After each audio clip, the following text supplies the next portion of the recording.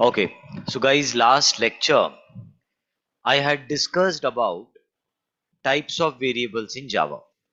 So can you please tell me what all types of variables we discussed in yesterday's class? We started with local variable, then after that we saw static variable, then after that non-static. Correct? Now very important, the next type of variable that we will see is called as reference variable. What is it called as? Reference variable. So whenever you create a variable, whether you have observed this, what is the structure we are following? First, I'm defining data type. Then I'm giving variable name. Then there is an assignment operator. Then there is a value. And then we terminate with semicolon. So data type, variable name, assignment operator, value, semicolon. Suppose you want to store a decimal value. Then you will make it as float, variable name. And when you store decimal value, you have to store this way 10.3 and terminate the value with F. If you don't do that, you'll get an error here. Suppose you want to store some other kind of value. Okay, let's say a character value. So the char z is equal to single quotes, you will give the character terminate, which means basically this is the data type, this are the variable names, assignment operator, value, and you're terminating those values with semicolon. This is what we guys are doing.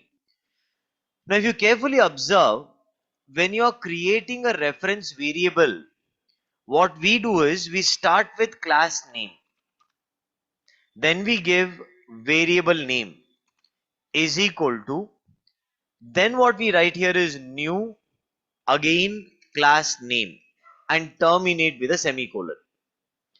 Now what this means is the data type of variable x is what? Int. Data type of y is what? Float. Data type of z is what? Char. So what is the data type of this variable then? Class name. Okay, firstly understand this now. Whenever you create a reference variable, example, I'm creating a reference variable a1 is equal to new a. What does this mean is the data type of this variable a1 is the class name. Did you understand that? Second point, we are seeing everywhere we are using assignment operator. Here also we are using assignment operator. Then you store the values. Now here we are creating object so that its address is stored into var. So this is data type, variable name, assignment operator, and the address after object creation gets stored. Now there are two types of values you can store in A1. Only two types. Okay. What are the two types of values you can store in reference variable is, either in this A1 you can store null value or you can store object's address. These are the only two types of values a reference variable can hold. Tell me, what are the two types of values it can hold? What are the two types of values it can hold? It can either store null value, point number one. It can either store null value or object's address. What we are storing in A1 is now null value. Now what does this mean is there is no object created. In your program, object is not created, but reference variable is created. See, I have a reference variable, but there is no object that has been created. Now, second thing, if I now write A2, A2 is equal to new A. Now we are storing object's address. So if I just print A1, what will it print? Very good, null value. And if I print A2, what will it print? What will it print? You can put a breakpoint here. Run this in debug mode. Let's see line by line. the first step. Let's go to the variable section. Let's step over. A1 variable created, but what is the value in it? Null. Okay. Now from line 5, I'll go to line 6. So what will line 5 do? It will print null. Is it printing null? Yes. Now step forward.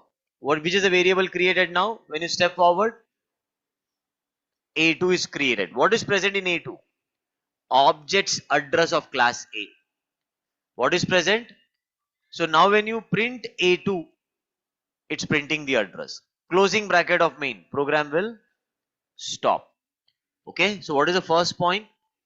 A reference variable can store either null value or object's address. There is no other value you can store inside this reference variable other than object's address or null value. If I try to store value 10, do you see error? Yes or no? You cannot do that here. Only null or object's address. Now let's proceed further. The next thing is we talked about local variable. Yes, last class I talked about local variable. Where are local variables created? Inside? Very good. It is created inside method. So public, void and test. How many methods do we have here? We have two methods here. Now if I write here A1 is equal to new A. Where is this A1 created? Inside main. It's created here. Which means it is local to main. Does it make sense? Because I've created A1 inside your main method, A1 is a local variable now which can be used within main. I have no problem with that. Am I able to use this? Do you see any problem here? No problem. But now let us use the same line of code outside main. What do you see here? Why error? Because A1 is local. Because A1 is local, what does it mean? You can use A1 only within the created method. Outside method, if I'm using, what do you see here? Error. So now if I want to access A1 everywhere, I want to make it global. I want a global access. How do you provide global access to variables? Yes, by making that variable static. What happens when I make the variable static? Global access. So static variables are created where? Inside class. But which keyword we need to apply here? Is the error gone? Can you check that? What? No, error is gone. No. Where are you seeing error? There's no error you meant. Okay. So this is now a static variable. Okay. So I'm able to use A1 in main, A1 in test. Observe the code carefully. Will test method run? Will test method run? Will main method run? Yes. Will test method run? Why? We need to call that with object's address, isn't it? Am I calling it? No. How do I call that? A1 dot test. Run this and see. Observe. Same object's address. Yes or no? Everyone, did you understand this part? Because next I'm going to start with debugging. Okay, I'm going to discuss about methods and debugging. Fine. So slowly we will learn debugging. Okay. So next 6.5 months we will keep using it. But for now, let's go back to our notes. Let's go back to our notes. And here, just press Ctrl F and type reference variable. Okay. Hit on enter. And you see here, what does a reference variable can hold? Can hold either object's address or null value. Make sense? Okay. Is this line correct? Yes. But am I creating object here? Object is not created, but reference variable is created. What am I doing at this line? Object is created and address is stored in. So A1 will print null. A2 will print address of the object. Fine. Now the data type of reference variable is class name. Did I talk about this? What is the data of X? What is the data type of X? A. What is a class name? Now, in the below example, A1 is created inside main. Hence, it is local variable. We cannot access that. Look at that. I'm creating A1 inside main. It is local to main.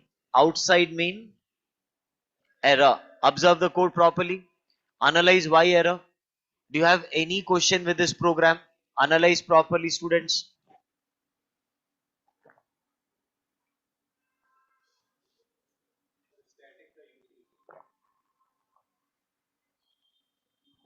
Tell me why error. Because it is local and local variable cannot be used outside the method. Very good. Now read the next point. Error because A1 is local variable. No, this is for the next example.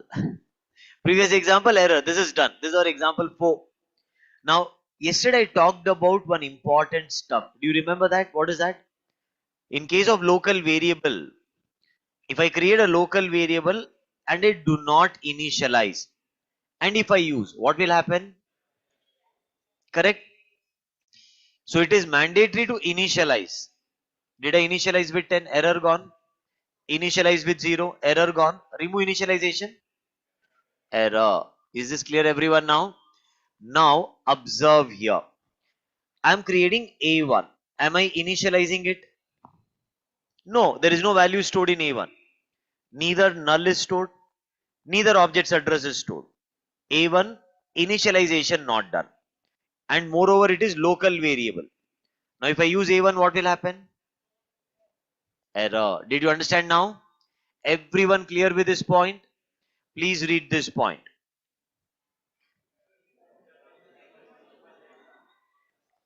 Fine. Now observe here. So, A1 not initialized. What are we getting here? Error. Now, in case of static variable, yesterday's example, I'll make it static in text. If I don't initialize, what will happen? Is it mandatory to initialize? No. People who missed yesterday's class, you will not be able to follow my today's class. So it's very important that all our previous recordings, we are putting it in our WhatsApp group. In case if you're not a part of WhatsApp group, watch all previous lectures, then only 100% further understanding you will have. Okay. Now, I did not initialize. So what is the default value? Very good. 0. Now I'll make this as A. Now is it a reference variable? Yes. What kind of variable is this now? How do you know it's a reference variable? What is the data type of X? Class name. If the data type is class name, what is it? It is reference variable. Okay. It is what? Reference variable. Are you understanding everyone? It is what? Reference variable. Now since it's a reference variable, what are the kinds of values I can store in it? Only two types. Null and object's address. You cannot store any other value. So if you don't initialize, object not created. So what is the default value? Any guess? So that is what we are discussing here. Read this. If we do not initialize static reference variable, then by default, null value will get stored in it. Observe. Is it initialized? No. So what will it print? Very good. Very good. So I'm going to now continue further. And what are we going to talk about? I'll come to this example bit later. But let us start our discussion with methods in Java. What is that we are going to discuss about? Methods in Java. Okay. So let's understand how these methods are created. Okay. And the flow of program. Fine. So method, whenever you are creating public void test, I'm writing something in it. Let's say from test. Now as of now we know this method will run only when I call it. Fine. So I'll be teaching you some debugging controls now. Okay, carefully listen to me. Then we will install the IDE. So the debugging controls, okay, for that firstly let me create an object and then I will write a1.test. Now what is debugging? Debugging concept in Java will help you to understand the program execution line by line. Every line of code, what is it doing? After I run that line, what's happening? Now this is very important analysis for a developer. Whenever you want to analyze your project code which is developed by someone else, or you developed some 5,000, 10,000 lines of code and there is some problem, you need to find out which line has a problem and what problem that line of code has. Then only I can provide a solution. Or in simple terms, it is like performing an X-ray, okay, an X-ray in medical terms, and okay, preparing your complete report, the blood test report and X-ray. So what happens when I take a blood test and I take an X-ray? It will tell you in your body where the problem is. So this is what doctor does first. He will firstly identify in your body where the problem is. Once he knows where the problem is, what the problem is, then he tries to fix the problem. Yes or no? But usually that does not happen in India. What happens in India? Seasonal problem. So they know that they will directly give you medicine. You will tell I've got throat infection, directly will see, take medicine. Now the antibiotics also that they give should be given after the blood test, after finding out what kind of infection it is. But that does not happen in India. Direct medicines are given. Correct? And after 5 days when you're not cured, they do blood test. See, debugging is like that. Very crucial. It's like complete report of your project. We can get that with this. So the first control in your debugging is breakpoint. Breakpoint, it means where do you want to stop your program when you run in debug, and from there line by line you will understand its execution. Fine. So this program that we have it here, I'm purposefully adding some code for your understanding. So first step is which line you want to stop your program and from where you want to analyze line by line. So we put something called as a breakpoint.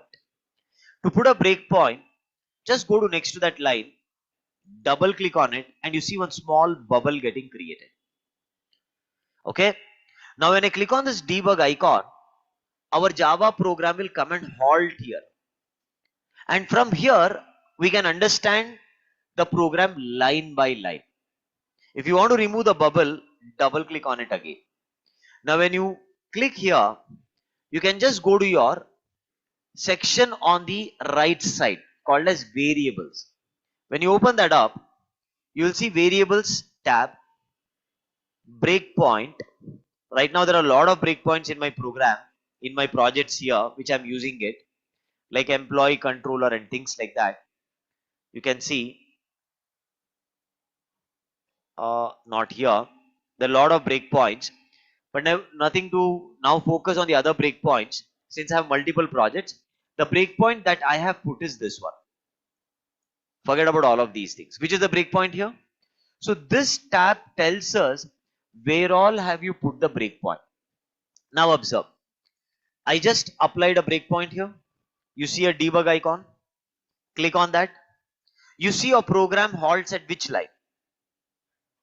It has stopped there now. Our program is not running at once. It has just halted at line 4. Now once it has halted at line 4, we will now execute the code line by line. The first line that always your program begins with is opening bracket of main. Keep this in mind. This is where the program, Java program starts from. Okay, so this is your step 1 and the start of program. Fine. Always it is like this. It stopped at line 4. Now go to the variable section. Variable sections will tell you what all variables are getting created in your program. I'm at line 4.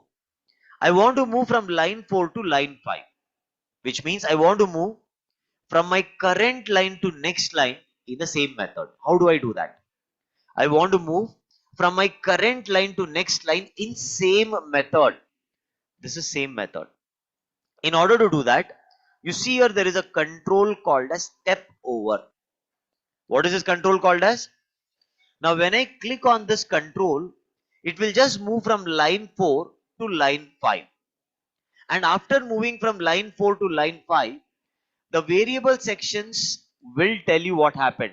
Variable A1 got created with the object's address in it. Now there is a method call. But if I use step over, it will not go to that method. Instead, from the current line, it will move to the next line in the same method. Okay. So this control will move current line to next line in same method. Which is the current line? 5. Which is the next line? It will directly move there. See, it printed from test because it has made a call. But our debugging, this control, if you are using it, it will not take you to that method. If you are using only this control, it is like moving from current line to next line inside the same method. I'm at line 6. This is my current line. How do I move to the next line? Step over. Closing bracket of main. That is always the last line of code that will execute in Java and the program stops. Okay. So if I'm using this control, which is step over can only move from current line to next line inside same method. Current line to next line, same method. Current line to next line, same method. But now observe here. I'm at which line? 4. Step over. What do you see here now? Test method. Now what you want to do is, during debugging, you want to go to the test method and analyze the flow. If I do step over, it's not going to test method. If I do step over, it will just move from line 5 to line 6. So this is not actually going to test method. So now again step over. If you want to go to that method and analyze that method code, then we use a control called as step into. What is a control called as? Step into. Whenever you see a method calling statement, see, this is called as method calling statement. Whenever you see a method calling statement and you want to go to that method now, then we use the step into, and that will tell you where this method is. Which line number we are in? 5. So where is the method? 8. So line 5, it will go to 8 and stop at 9. When I click on what?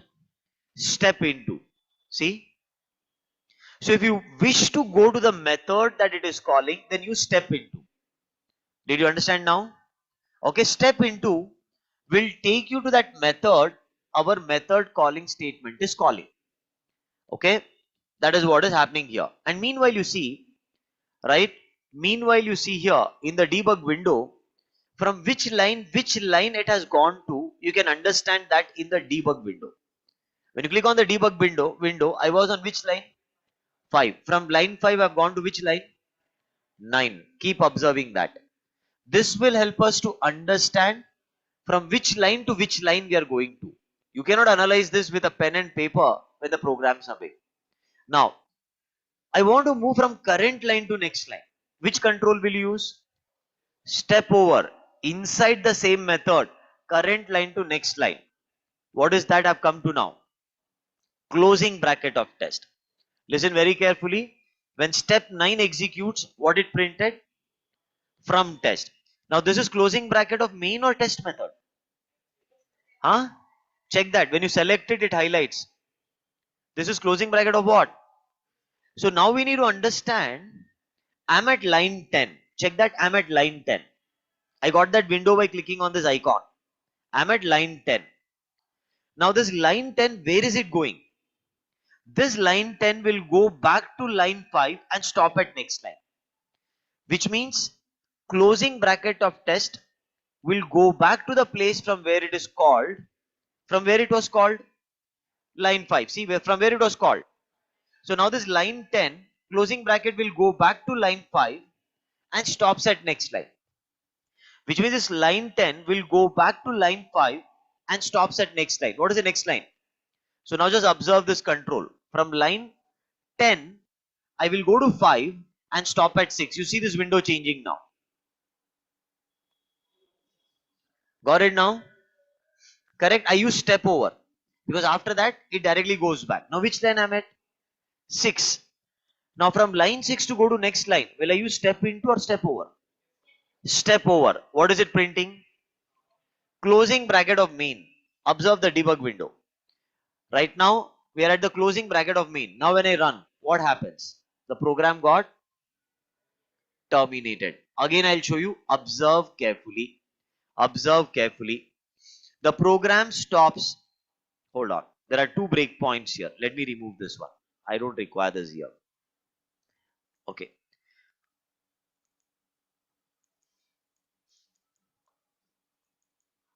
Okay. Now observe. We will run this in the debug mode. Fine. Which line number am I at? If I want to move from the current line to next line, which control will you use? Now whenever you see a method calling statement, you want to go to that method. How will you go? Step into. Which line number am I in? 5. I'm at line 5. Now when I do step into, which line will it go to? 8 and stop at? Observe. Is it doing that? Observe. From line 5, I've called. See, from main method, I'm calling test method. Can you analyze that here? Look at that window. So clearly it is telling from main method, I'm calling what? Test method. Line 5 of main method, I'm calling line 9 of test method. That is actually line 8 and it stops at 9. Now how do I go to line 10? Which control? Step over. What did it print? Test. Which line number am I at? 10. The method was called from which line? 5. This is line number 5. This one. So when I now do step over, from line 10 it will go to 5 and stops at 6. Check this. Did you understand now? Now when you move further, it prints from main. Closing bracket of main. Program stops. Program stops. Did you understand this part? Everyone able to understand? Okay. Now there are more controls, but let's do one thing now. Let's do one thing now. I'll go back here and write a1 dot test. Now again let's debug this now.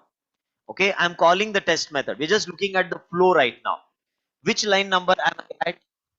4. Now if I want to move to the next line, I cannot do here step into. Right? When you see a method calling statement, we will do step into. Is it a method calling statement? So I will not use step into. Now I'll do what? Step over. Which line will it go to? So what is the number I will see here now? 5. Which method am I in? Main. Which is the class am I in? A. Let's step over. Which line am I at? 5. From line 5, if I want to go to this method, which control? Step into. Line 5, it goes to 9, stops at 10. Got it? So from which line have we called this? 5. I'm calling from 5. From 5, I've come here. Step over. Prints from test. Now closing bracket. The closing bracket, that's 11. You called from line 5 this method. So 11 will go back to which place? 5. That is a rule of test method. When the closing bracket is seen, go back to the place from where it is called and stops at next line. Is that happening? Check this out. Stops at next line. Step over. Again I'm seeing a method. So from line 6, what will I call again? 9 and stop at. How do I go to line 9? Step into. Now see, I'm at line 6. See this window. Step into. From 6, I'm at what? 10. Now step over. Okay, it prints the message. But now which line you are at? What is 11? Closing bracket. What's the meaning of closing bracket? From where it is called go back? It is called from line 6. What is line 6? So this will go back and stop at next line. Which is the next line? 8. What do you see here now? What is 8? Closing bracket of main means program stops. Guys, are you able to understand this? Online students, offline students, did you understand this part? Please tell me. Yes, yes. Okay. See, I'm telling you, you don't require animated video to learn Java. You have to understand. Okay. At certain level, it might convince you. You might feel happy. Oh, something different I'm seeing, some animation I'm seeing. But end of the day, the reality, okay, is every project code, decoding it by yourself, you have to learn that. Then anybody's project flow understanding becomes easier. Is this clear so far? Everyone? Okay. Now let's make this flow a bit complex and we'll see whether you can understand now the flow. So don't put pressure on your mind that I have to by heart the program. Just keep this in mind. Any program they give me, I will use my debugging skills and I'll understand the flow. So don't by heart the program flow. Stop by hearting programs. Now see here. I'm going to write here SYSO from main. And now let's go ahead and again write here A1 dot test. Okay. Now observe. Where is the breakpoint? Line 4. What does it mean? When I click on the debug icon, program will stop at line 4. Make sense? Now, the next thing. From line 4, how to go to line 5? Which control? Step over. It's a method. So can I do step into? Can I do step into? It's a method calling statement. Can I click on this control step into? What step into will do? From line 5 it will go to line 11 and stops at 12. Observe, did that happen? From line 5 main method, I'm calling line 12 test method. Now how do I move to the next line? Step over. Which line am I at now? 13. The test method was called from which line? So that is the last line of test method. 13 is the last line. Yes? What does it mean? Go back to that line from where it was called. It was called from line 5. Go back to the place it was called from. And then stop at next line. Step over. Go back to line 5 and stop at 6. Make sense? What is the first output we got? From test. Are you able to understand? Now, I want to go now from line 6 to that method. Which control? Step into. So from line 6 it will go to 11 and stops at 12. Remember, line 6 of main method is calling test. So test has to return back to the same line. Okay? When it will return back? When the closing bracket runs. Now, step over. I am at the closing bracket. Is that the last line of test method? Yes. 13 is the last line of test method. Observe. Is it the last line of test method? So from that last line it will go back to and stops at next line. Is that happening? Stops at next line. Next line after 6 was 7 line number of main method. Now step over. Again you see a method. Now step into. Can I do that? So it is at which line? 8. From line 8, which line it will stop at? It will go to 11, stops at 12. Now remember, from main line 8 you're calling 12. So test method has to go back to same line in main. Okay. Now step over, closing bracket. What does the closing bracket means? Go back to the place from where it is called. It was called from which line? Line number 8 is this. Go back to that place and stop at next line. Which is the next line? 10. Is it going to line 10? Line 10 is closing bracket of main. That's the last line of main. Stop the program by step over. So this is the output of our program. Did you understand that now? We will learn more debugging controls further. We have just started that. We have just started looking at how the flow of the code it is taking place. I can understand that. So there are a lot of controls. Slowly we will be looking at it. When we move towards advanced classes, we will reach a state where, okay, whenever there is a bug, how to put a breakpoint, how to analyze the bug, this will all, you will start understanding it. But for now, we're just using it to understand the flow of the code. Any questions, queries do you have it so far? Line, there is nothing like that. You need not leave it empty. It's okay. Even if you leave it empty, that's okay. Fine. It will not give you any error. Don't worry about that. So any other questions do you have it in today's class?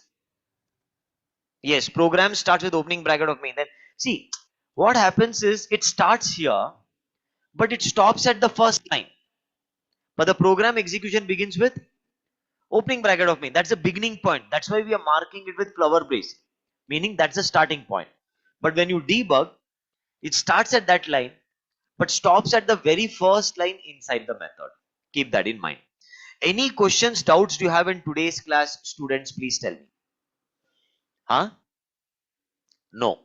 Now see, one more control I will teach you in debugging. Okay. Now I've started the program. We are in debug mode. Now I just step over. I'm still in debug mode, but now I realize that my code is working fine. From here, I want to run complete code at once.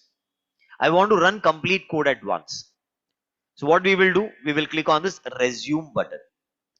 This will exit your debug and run the program in one go. See, it is right now at line 5. Moment I click, it will exit your debugging and run your complete project code at once. Okay, when do we use this button? Tell me. When do we use this control? I step over. When do we use this control? When you want to exit your breakpoint. Exit means at line 5 it has halted. Now from here you want to run this in normal mode. Okay, as a normal Java program. So just click on this resume button. It will exit your debug mode and it will run the complete project in one go. Did you understand this now? Everyone? Okay, how many controls we have seen so far? How to put a breakpoint, remove the breakpoint, how to start the program in debug mode.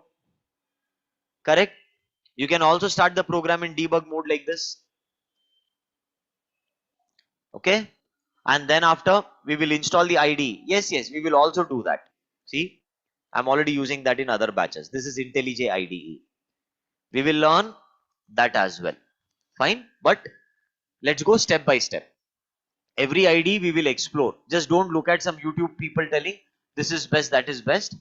Learn all the IDEs. Okay, next. Now I will do one thing. I will add here one more line of code. Fine. Now observe. What is the first control? Debug. Stops at the breakpoint. Step over. Now step into. It will take me to that method. Now what I want to do, if I click on resume, complete code will, the breakpoint will terminate and complete project will run.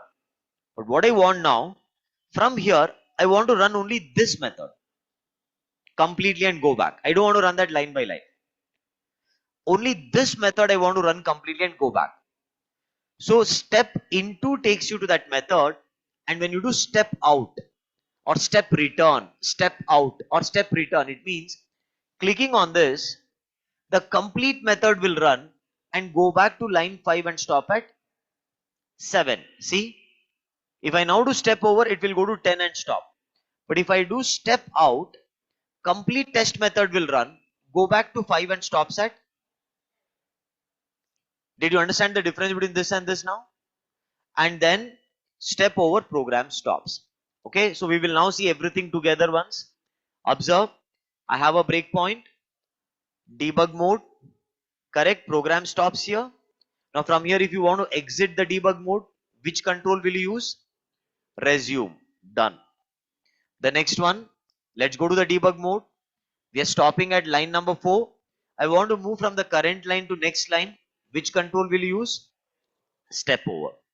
Now I want to see where is this method, because I want to analyze that method code line by line for some reason. So how do I go to that method? Step into. Now once I'm in that method, I don't want to run this line by line. I want to run this at once and go back to line 5 and stop at 7. What will I do? Step out. Step out. In some IDs it's called as step out. In some IDs it's called as step return. Okay, if you notice in IntelliJ, same thing, it will be called as Okay, it will be called as step out. Okay, we have a control as step out. So it will all be same controls only. Most of the IDE controls will be same only. Okay. Now if I do this, come out of test, go to line 5, stop at 7. Now if I do this, end. But if I do this also, program will end because I'm at the last closing bracket of main and the program stops here. Yes, yes, yes, 100% Patel. Without debugging, you'll not understand at all. Even API development, web development. If you debug, you will not ask your friend, can you explain the project flow? You will start understanding by yourself. Okay. Did you understand the controls today's whatever classes we have taken? Yes. See, formatting code, there are shortcuts. If you just do Control Shift F, indentation will happen. You need not worry about that. There are shortcuts in IDE. You don't do it manually one by one. Every IDE has a shortcut using which we can format the code, which gives us better readability. Like how I did now. See, this is not formatted. It was something like this. I just use some shortcut, and then after that, what you notice, this will all format, and everything, the code is aligned properly for a better readability. We can see that later. Can we use non-static reference variable globally? Now understand, Nisha, what did I tell you? Firstly, non-static variable is not one. When you say global, it is one throughout the program. Correct? Now, if I make it non-static, firstly is non-static belonging to object or class, it belongs to object. Which means every object, this variable x is different. So how can it be global? Object 1 has x, object 2 has x. I change the value of x in object 1, object 2 value is not changing. So that's not global variable. Global variable means one variable. If I change its value, the changes should reflect everywhere. That will not happen in non-static. So it cannot be a global access. Are you understanding? Global access means one variable and you are accessing everywhere. Here variable is not one. Variables itself are different once it goes to the object, which we mentioned clearly. Did you understand? Everyone clear with this part? Yeah. So there are many things we people will be focusing on. Okay. Slowly, when you keep acquiring these skills, slowly when you work on the projects or tomorrow in the companies, they're reporting one bug. So first thing that we're going to start with is the debugging part there. Okay. So I'm going to stop here. Practice this much. Come back again tomorrow. Tomorrow we guys will continue with methods concept. Now that we know debugging, we will debug and understand the method flow. Okay, we'll debug and understand the method flow now, and we will debug and understand all further concepts like constructors, IIBs, SIBs, this keyword, super keyword, all of this, how they are working. Okay, we should be able to now understand that by slowly, line by line, executing the program. Okay, so lastly, how many controls we covered today? How to put a breakpoint, step over, step into, step out, resume. Then we saw the variables window, the debug window, which was showing us the line numbers, from which line what is being called, the debug window. Then we saw variables window and the breakpoint section. Later tomorrow, I will also talk about expressions window. Right? We see here something called as expressions window. If you see here, I have something here. We saw variables.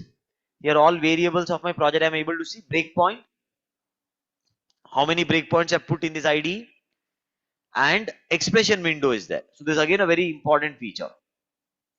We will understand what is this expressions window. Fine. So this is the debug window that I was talking about.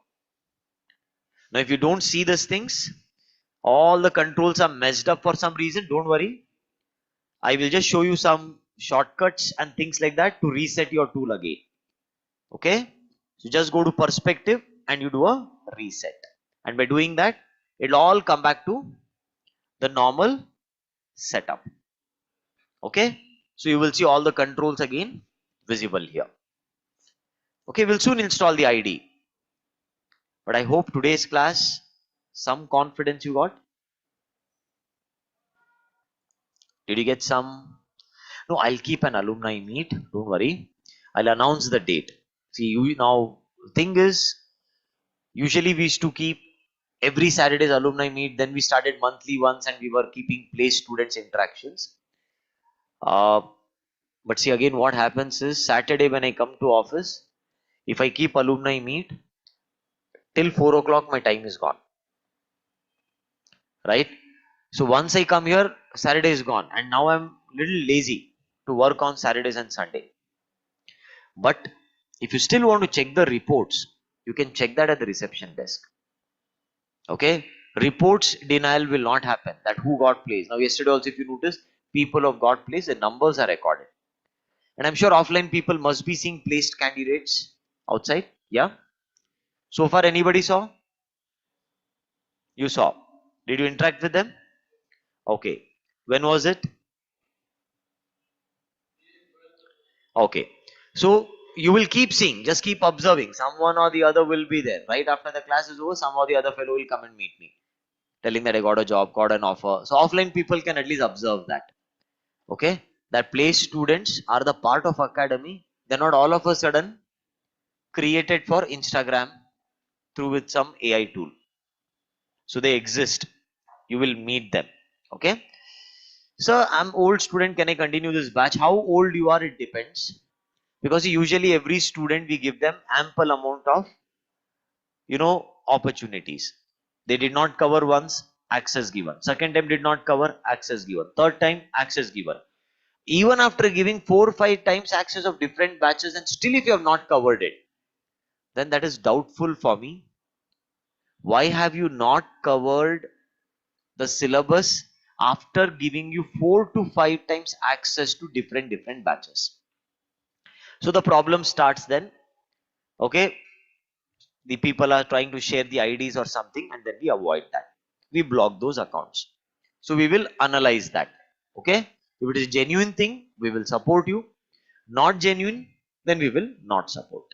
Okay, we'll see that later. Bye guys, take care. GitHub notes is there. No, Bharat, if you're in our WhatsApp group, you will get. Join our WhatsApp group.